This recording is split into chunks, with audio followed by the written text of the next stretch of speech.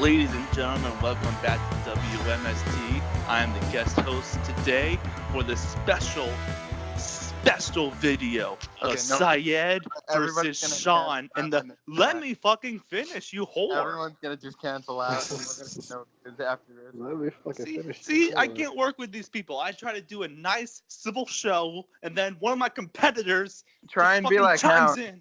Calm down. They swear to fucking throw you out the goddamn window. Let him just referee this one for a bit. Go ahead, Ziggler. All right, I'm just going to keep that in because I don't feel like repeating myself. Anyways, yes, it is Syed versus Shawn in the semifinals of the W.M.S.T. World Grand Prix, and it is for Shawn's W.M.S.T. Debate Championship. God, we got to change that name. Anyways. Do we actually have a title belt for this? Yes, I do. Shawn has an imaginary title belt, but it's still real. Oh, man, it's real to me, damn it. All right. Fighters, we went over the rules in the back. I want a good, clean, competitive fight. Well, present points and claim facts and explanation. We have two judges today. My bad, Cam and I. And in case of a tie, since it's just Cam and I, we'll go to a third round. Now, round 1 is opening arguments, and round 2 is your rebuttal. And remember, no interruptions. I learned that the hard way. Syed, you are fighting for Daniel Bryan, and Shawn, you're fighting for the late, great Eddie Guerrero. Go. Wait, who goes first? Oh, shit. Forgot. Yeah. Coin How are we flip. going to fight just one-on-one? All right. Flip a coin. Who wants heads? Who wants tails? All right, I'll go heads. All right. Fuck. Can I get tails? No, it's taken. Damn it. I'll get middle. All right, you get the side. Yeah. All right, it is heads. Syed, will you choose to go first or second? I'll let Shawn go first. Fuck. All right. Shawn, you go first and present your argument, please, and thank you. Go. Okay, so my argument is that Eddie Guerrero is the better wrestler slash character. So I'm going to begin with as character. Eddie Guerrero is probably the only professional wrestler I've ever seen or in history that when he's a face, you love him. And when he's a heel, you legitimately hate him and it sticks. Everyone, like when Kevin Owens is a heel, people can still hate him, but you also have all the fans that still love him. I've never seen a wrestler where he turned heel where everybody legitimately hates him to death. And point taken, go watch the promo after he attacked Rey Mysterio back in 2003, I believe. And just the viciousness in that promo is unbelievable. He has one of the most sparks I've never seen before that ignites, when he's in the ring. And as a wrestler, he's one of the wait, hold on. I'm going on track. When he grew up in the wrestling family with his father, Gory Guerrero, and his brother, Chavo Sr., and then his technically his nephew, Chavo Jr., and he was practically raised around this, so it's naturally in the blood. And there's never been somebody to pick it up that easy since as a child, and to have such a beautiful flow in a match. He made his WrestleMania 21 match against Rey Mysterio, even though it had its complications with the mask, he made it still one of the best WrestleMania openers in history. It was, despite Rey's mask being broken and sliding off and on, he still managed to take control of the match and be the leader in the ring, along with Rey, who was phenomenal, and take it by storm. He presents a skill in the ring that flows just completely smooth. A lot of times you see it takes a lot of effort for some people to really go through the sequences and stuff. He always had the beautiful flow of it in the ring. It just came natural, like this was a second act. I mean, not a second act, like a second nature.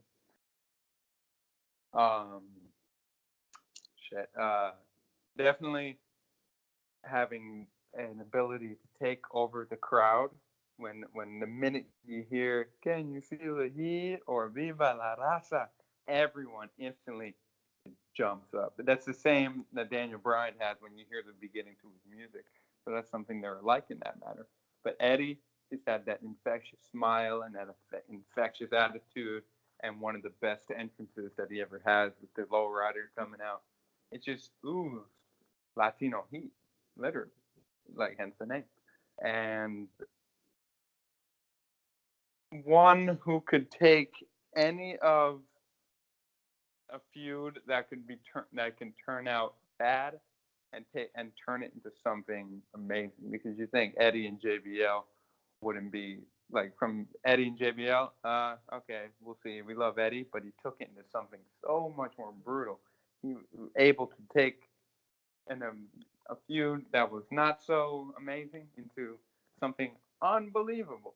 And the same goes with he had one of the strangest but most personal and fantastic storylines with Ray, with his son Dominic.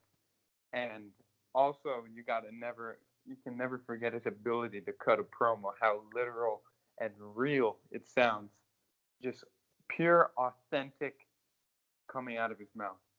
It's an example is the exchange in promos between him and Mysterio backstage and in the ring, since they're literal, like real life, technically brothers. They're so close. Everything just came off authentic, helping it even more.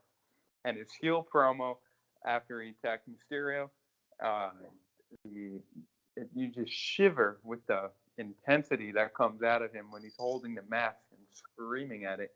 Even though now it's been years since he's passed, and you just watch it head on, you could still, geez, like, this guy's a fucking asshole.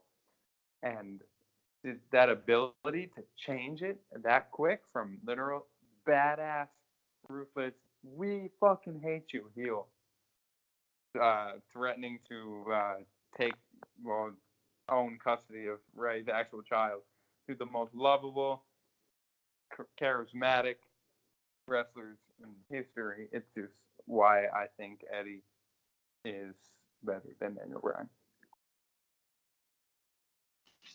All right, thank you. That was a great first opening argument. And now you, Syed, with your opening argument. All right, so my argument is for Daniel Bryan being the better in-ring competitor and character overall. So, like I said, great in-ring competitor. Daniel Bryan has mastered every type of wrestling there is to master. He has worked in Japan, in ROH, honing his craft. So he's a master of all trades, and that's something a lot of wrestlers really cannot claim. And it's just one of those things, you're like, you see this guy in the ring, he does so many cool moves and stuff, and he every match he has is it's actually really interesting the way he constructs his matches. You can actually see real thought has gone into it. One other aspect that Daniel Bryan's career he has improved since the beginning is his ability on the mic. His current run as the champion of the planet is probably some of the best mic work by any character in WWE. He like he has gone from one of the most lovable characters to automatically being one of the most hateable character. And it wasn't like a seamless transition. It just happened like right away. Like one day everybody was cheering him, and then the next day he got them to boo him, which is really impressive because it takes some time for the crowd to really switch the reaction. But I think with Bryan, it was just his skills improved. His mic skills improved so much that it was just the transition just happened right away, which is very impressive and not something every wrestler can claim.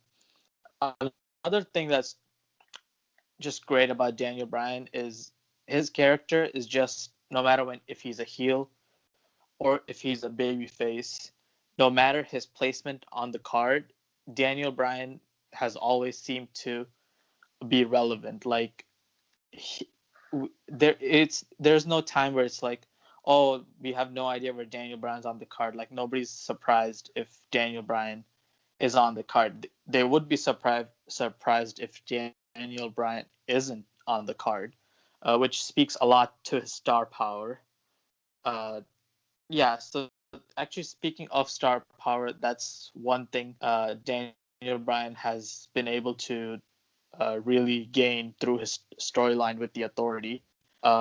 Just being able to claim that he's a megastar, because I feel like the Authority storyline really gave his character the kind of arc that most wrestlers never really get.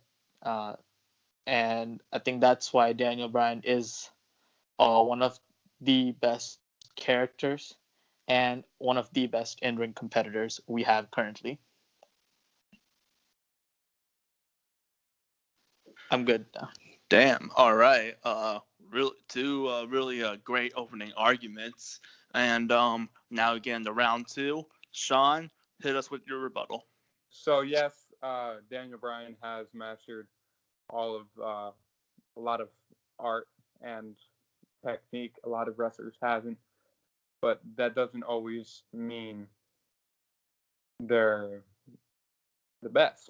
Like you can take a wrestler who has all the skill and all the best moves in the world, but what really matters is the connection with the crowd.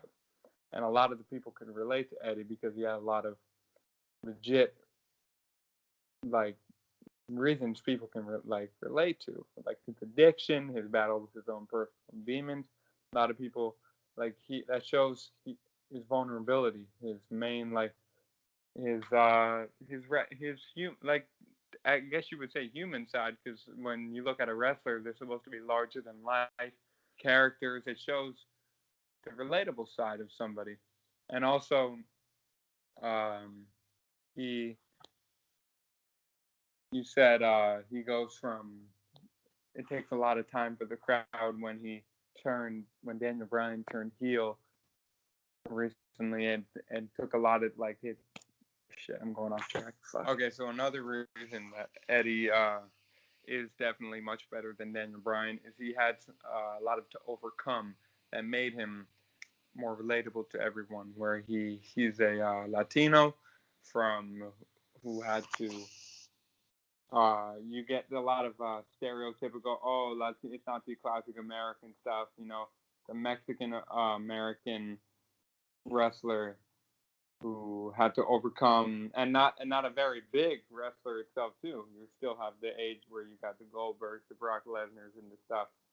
He is the one who kicked down the door for a lot of smaller sized wrestlers like Daniel Bryan, Seth Rollins, Rey Mysterio, even to get that opportunity when he beat Brock Lesnar in February of 2004. So he broke down a lot of divisions and a lot of barriers to help pave the way for current wrestlers today. And you said it usually takes a lot of time. Like immediately when the wrestler turns heel, they have to get used to it. Whenever Eddie would make the turn, instantly the crowd just immediately go to him, and that takes a very hard skill to do, because I think Bill DeMott said you could have the best moves in the world, you could be the top wrestler, but if you don't connect to the crowd, you won't make it. And Eddie, since day one in WCW, or even in the AAA down in Mexico, he's always been one with the crowd. That's how he wanted, and that's how he won the hearts of millions all over the crowd, all over the world, because he was able to tap into the hearts and souls of the crowd with just that ability is so once in a lifetime to find in a wrestler. You see wrestlers nowadays like Baron Corbin, like Roman Reigns, even if they struggle to get over with the crowd. Even Daniel Bryan at some points had trouble to get over with the crowd before he blew up into the whole before the Yes movement happened, because it takes the ability to learn. But Eddie had the ability to just get right. He had the natural ability to get it just instantly. Even on an episode of Chris Jericho's podcast, he even stated he had Dean Malenko, Chavo Guerrero, and that was it. And they said when the invasion happened with the Radicals, they instantly saw Eddie as the star because he was the character. They had Benoit as the powerhouse, Perry Saturn also as the powerhouse, and Dean Malenko was the grappler. But when they had Eddie, he was the instant character, and that shows he was a once in a lifetime person and why he is possibly the greatest wrestler of all time, better than Daniel Bryan. All right, great rebuttal by Shawn, and now Syed, it's your turn for your rebuttal. Go. All right, thank you for that, Ziggler. All right, so some of the points that I wanted to point out when it comes to Bryan versus Eddie Guerrero as a wrestler. One thing is Bryan, I feel like in his prime, which you could argue is what he's in right now, was trusted as a top guy even more than Eddie Guerrero. Now, I don't want to bring up like championships as like a focal point, but just for context, Daniel Bryan has been a world champion for, I believe, 4 or 5 times. Versus Eddie, 5 times, right? Versus Eddie Guerrero, who's only held the WWE Championship once. Now, I'm not saying that just makes Bryan better. His 4th and 5th title run, I would say WWE trusted him more as a top guy than they did with Eddie Guerrero. They pushed Daniel Bryan as a mega heel, put him in the main event, and made him the main antagonist for a storyline where Kofi finally won the WWE Championship. They had that trust in Daniel Bryan. When you compare that to Eddie Guerrero, who lost his championship to JBL, now it did pave way for JBL to come into the main event, but at the same time, it wasn't as impactful as Daniel Bryan's Daniel Bryan's loss to Kofi Kingston. So I feel like Bryan was trusted as a top main event attraction way more than Eddie Guerrero. And speaking of stories, I feel like Bryan has had a story that's going to be talked about for a really long time that might even make it into a WWE 2K showcase mode with the Authority storyline. I think, speaking of Authority, I think it kind of did make it into this year's 2K19. So there you go, storyline. So that's the storyline that people are going to be talking about for a really long time. How Bryan overcame the Authority and was able to win the WWE Championship in the main event of WrestleMania 30, one of the best WrestleManias of all time. And I think Bryan, when he was a heel, was way more hateable than Eddie Guerrero was. I feel like Eddie just had this good guy vibe to him that he was never really able to come over. Now, this is what I assume from the pay-per-views I have seen. Nothing very concrete of Eddie Guerrero since I've never watched the weekly SmackDowns from like 02 or 04. But I feel like Bryan has had and way more of an impact as a heel, and it's kind of surprised a lot of people because you would think Daniel Bryan as more of a natural babyface. So that's, I think, another reason why WWE trusted Daniel Bryan more as a top level attraction in the company. And my final point I want to bring up is Daniel Bryan is, I feel like, responsible for the current crop of indie workers to come into the WWE and make an impact. Guys like AJ Styles and Ricochet, and he was the one I feel like that gave those guys the motivation to come into WWE, hoping they can make the same impact as Daniel Bryan. So yeah, those are my points for my rebuttal. Oh, I got something to add. All right, no, you can't. Fuck. You can't add something to add. Trust me. All right, well, that was what the fuck is that supposed to mean? because that's one of the reasons why I lost to you. Anyways, that was a pretty great fight between both of them, and they really brought it tonight. So I want to get to Cam. Who is your pick to win this? Who do you think won and why? My pick would be Syed, mainly for how fleshed out the argument is. I love it. Eddie Guerrero. He's one of my favorite wrestlers of all time, but I have to give it to Syed just because he had the better argument and the better point. Shit. Yeah, I didn't really come prepared today. All right. This was a really close fight, and I think Syed really brought it. I mean, this was better than what he did with Hound. Well, I guess never mind. Yeah, he did better when he was from Hound, and he just brought it to a whole new level today. But fuck, this was actually very, very close. I just think this person didn't like cut down that wrestler like the other guy did, so that's why I have Shawn winning. And I think Shawn won because in Syed's rebuttal, he didn't really like undercut Eddie Guerrero, which I know it could be hard to undercut Eddie Guerrero because he's dead, but unfortunately, and Shawn like really like undercutted Daniel Bryan, like saying like he didn't like have like that charisma that Eddie Guerrero had, like who like instantly like got over with the fans and shit. So I have Shawn winning. Oh. So now it's 1-1 tied. So I guess we're going to a round 3. Oh wow. Sounds good. This is history we're making. I don't think Cam likes it, but okay. We have a judge that just wants to go home. Yeah. Okay.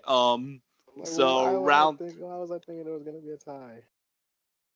All right. So round 3. I'm gonna get my coin again, and we're gonna flip to see who goes first this time. All right. Sound good? Who wants heads? Who wants tails? I got tails this time. Fuck. Okay, I'll let Shawn have tails. No, I'll have heads. Okay, then I'll get tails. All right.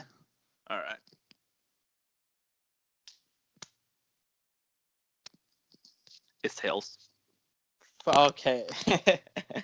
All right, so I'm just gonna go first, and I'll let Shawn finish since I finished last time. All right. Oh, playing fair. Okay. Yeah. That's so. a pity.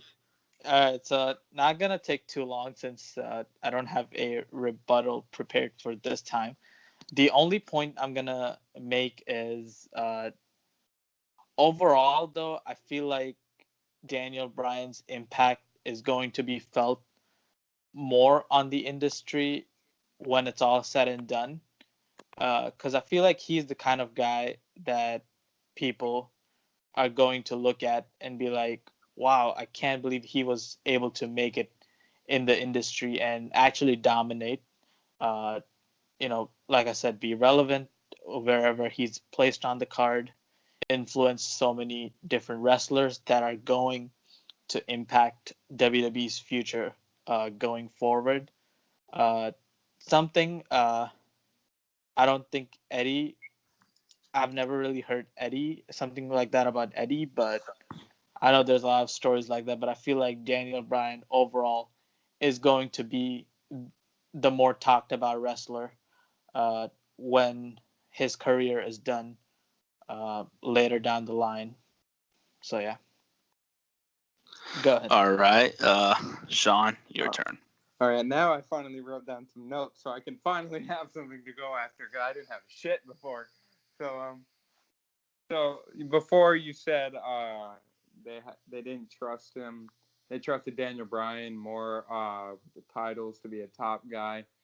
It's not that they didn't trust Eddie. It's because he's such a perfectionist and that he cared so much. He was stressing himself out so much that they had to take the title off of him because of how much it was getting to him. You know, when there's recounts of when he would ask, "What's the house today?" And if it was 500 or 1,000 people less than last time, he would blame it on himself because he's the champion. So he takes whatever he does to heart. That's how much the business and how much he gave his life and he gave his soul, his blood, sweat, and tears, literally, that the business affected him. I heard that they were planning on giving him the world heavyweight title. I think he was going to feud with Batista before he died, and unfortunately that happened. Um, he definitely, I think, is going to be talked. He is still talked about more and will be talked about more than Daniel Bryan because he's someone who had to basically, uh, just like Daniel Bryan did, but it was in a more impactful way of when he pushed his way to the top. You know, he had to work from being opening match, tag team match, practically cruiserweight. Although he was a little bit more bulkier than a cruiserweight, he was still put as a mid card guy. They never put anyone at the top of his stature. Last time they did, I think, was like Shawn Michaels. They always just went with the bigger Hulk Hogan type. I mean, not as big, you know what I mean? It's like bigger, the bigger the better, basically. And when Eddie, even after they gave it to Shawn Michaels, they still always went bigger the better, you know, with Triple H, with Hulk Hogan again, and with The Rock. But when they gave it to Eddie, that broke down a lot of doors, and that broke down even more doors that it got to Mysterio, and then it got to, I don't know who else was smaller after Mysterio, that soon after Mysterio, but then it opened the doors for people who didn't look the stereotypical way. I mean, Eddie was ripped, but he was very small. He was a small guy. Then they gave it to Ray. He was a very skinny and small guy. And then eventually down the line they give it to Rollins, who's the one of the very like just not a huge guy. Then they give it to Owens, who looks nothing like a stereotypical pro wrestler. So Eddie's impact opened the doors way before Bryan and way harder because then everyone else was looked, oh, these smaller stature people can do something they can draw a crowd because Eddie did draw something. His impact when he won the WWE title at No Way Out, I think, was way more impactful against when Bryan did it because I don't think anybody thought that Eddie would beat Brock Lesnar. And no, it's not. He didn't beat 3 people, but he beat someone who was practically unbeatable. And the moment when you hear Taz scream on the mic, Eddie cheated! No, 1, 2, and the crowd blows up. And Chavo said on a podcast, people were literally hanging from the rafters. That's how much this moment erupted the whole WWE universe, and definitely he will have a more impactful way than Daniel Bryan because of the impact, not just the impact of his passing, but the impact he always had day in and day out on our hearts. And when he did pass, it changed the WWE landscape forever because they lost one of the most talented, charismatic, perfect definition of a wrestler, and definitely I just want to point out again, his mic work is definitely so underrated and not talked about enough because they always just talk about his wrestling, which of course was probably the best in the business at the time. But his mic work against Mysterio, his storylines with Rey Mysterio was so unique, but so personal on a level than Daniel Bryan's was on the Authority, because it was kind of like, you're the B-plus player, that's on him. But they actually brought in literal children and custody rights into a wrestling match, which made it even better because of how legitimate it seemed than his match against Rey at SummerSlam for the custody of Dominic.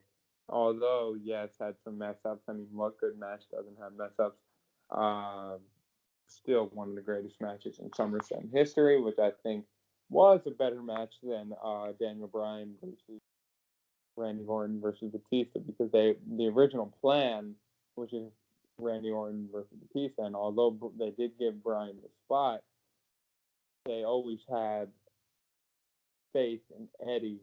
They just needed to capitalize on it at the last minute. So, yeah, I got that. I say Shawn.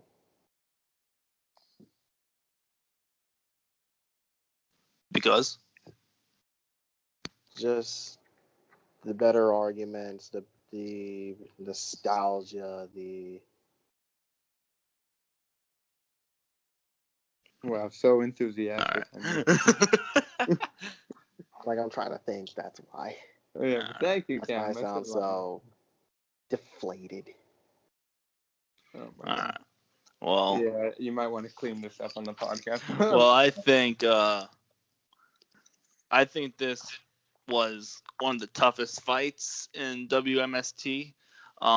It definitely beats Shawn and Tyler, because that was pretty much a massacre. I don't know why that was so even, but yeah, this was really tough. But I definitely think in the third round that